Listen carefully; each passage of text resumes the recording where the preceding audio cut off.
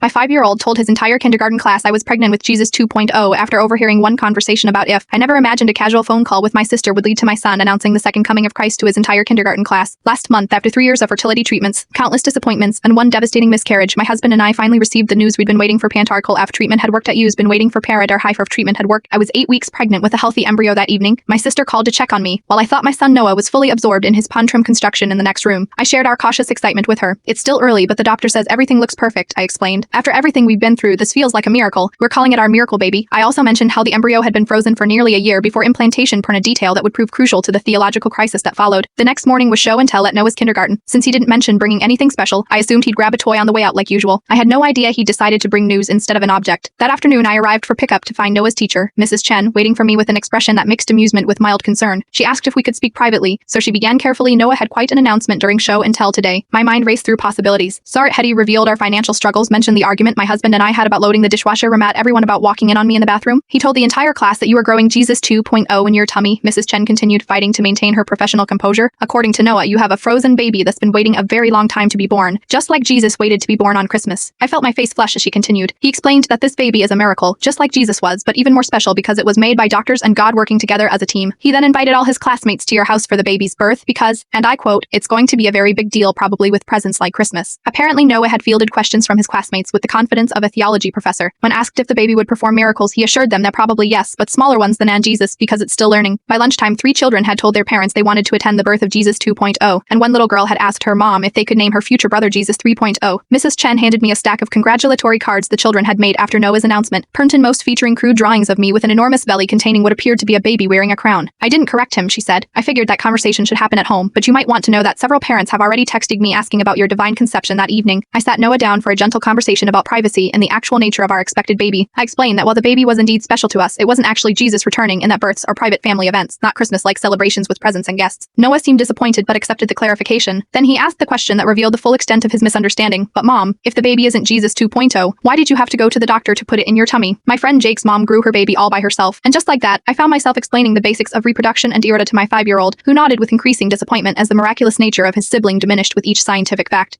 When I finished, he sighed dramatically. So the baby won't do any miracles. Well, I said, thinking of our long journey to this pregnancy, just being here at all feels like a miracle to be Hassie's and Daddy. Noah considered this, then brightened. Can we still call it Jesus 2.0 at home as a nickname? My husband, who had been silently laughing throughout this entire conversation, finally spoke up. How about we call the baby Miracle instead? Noah agreed to this compromise, though he still occasionally refers to my stomach as the Holy Tummy. Meanwhile, I've received 3 nativity-themed baby gifts from kindergarten parents with cards reading plights on your blessed event, and an invitation to speak at a church group about my unique spiritual journey. Some parenting challenges you can prepare for, others arrive like an unexpected theological announcement at kindergarten show and tell.